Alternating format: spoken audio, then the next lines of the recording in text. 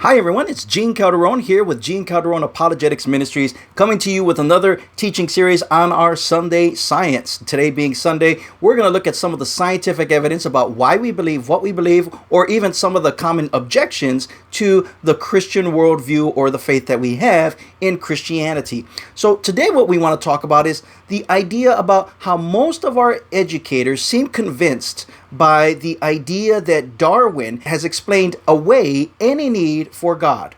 And a couple of reasons why that has become so popular is because some of the major icons that exist with Darwinism or evolution, one of those is, first of all, the Stanley Miller experiment.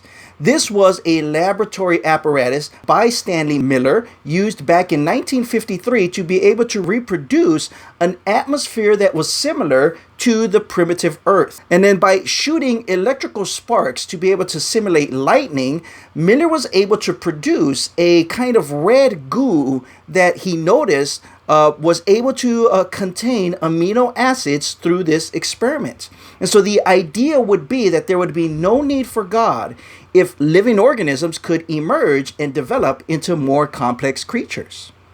A second idea is the idea of Darwin's tree of life. Darwinism teaches that all life forms are related through a descendant of some unknown prototype that lived way back in the past and eventually became what we see today. Natural selection would be able to explain away how primitive cells morphed over long periods of times into every species of creatures that we know about. And then there's Ernst Haeckel's drawings of embryos. And this was by comparing the drawings of embryonic fish, chickens, hogs, calves, and even human beings. Haeckel graphically established that all of them appear to be very, very similar in their earliest stages of development, and therefore, again, showing that we all probably came from a common descent. And lastly, there is what's known as the missing link, the Archaeopteryx, a creature that dates back to about 150 million years ago, which had feathers, which had wings, which had the bone structure of a bird, which had the tail that was very much like a lizard, and it even had claws on its wings. So to many people, it seemed as if it was a half bird, half reptile, and that's what was needed to be able to believe that paleontology actually backed up Darwinism. And so it was because of arguments like this that people claimed that evolution would replace all of the religious stories that we grew up with, and therefore we don't need to be spiritual anymore. And some of the other icons that we looked at, such as the similar bone structures in a wing or a flipper or a human hand, or Darwin's finches as he discovered on the island of Galapagos, or the drawing that we commonly see of an ape-like creature that slowly evolves into what we would see as a human being, everyone agrees that there must have been some kind of biological change over time, but Darwinism actually claims much more than that.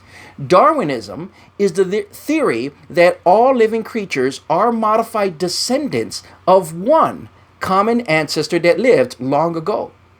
But what if we dig a little bit deeper into the science? What if we look at this, at these icons, and what happens if we discover that they're actually false or misleading? Would our science teachers be lying to us?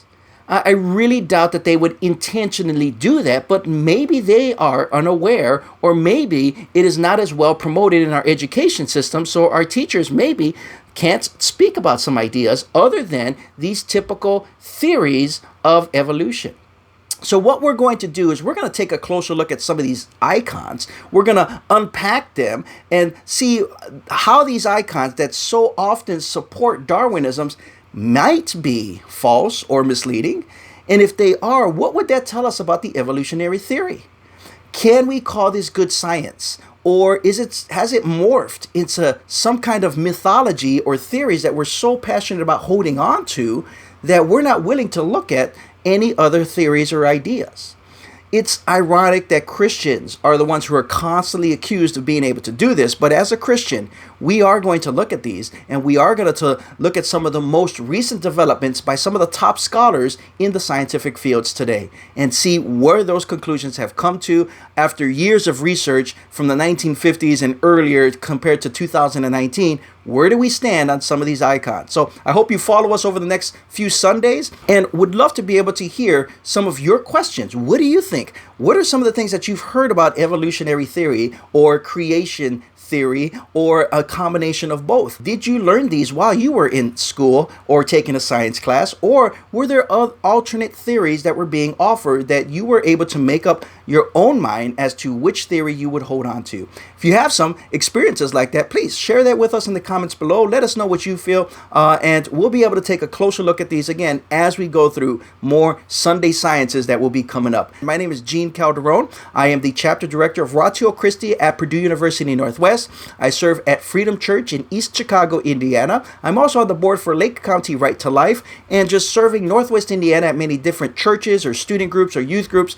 Anywhere that I'm invited, I tell people, hey, just give me time and space, and I will show up and be able to serve in any way that may be most beneficial to those who invite me. You can follow us on Twitter, Instagram, YouTube, Facebook, or even look at the website of ratiochristi.org for more information about that particular college ministry. But we're here to serve, and I hope that this has helped you or inspired you to be able to take a closer look of why we believe what we believe and be able to bless you in such a way. So thank you for watching. God bless you, and hope to hear from you soon. Take care. Bye-bye.